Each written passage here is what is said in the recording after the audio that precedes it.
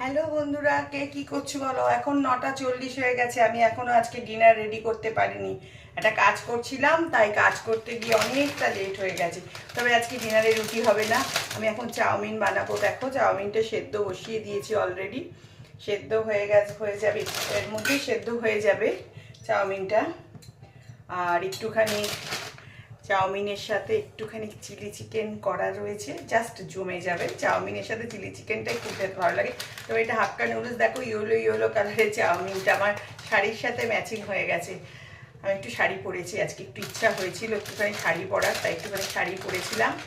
আর ওটাই ছিল পরা। আর এখন চাউমিন রান্না করব। আর গাজর, বিনস, ক্যাপসিকাম কিছুই কাটা হয়নি, ডিম দেবো এর মধ্যে, দিয়ে চাউমিন দেবো। তবে আমরা ডিনারে চাউমিনও খাই, রুটিও খাই, তবে ভাতটা শুধু খাই না।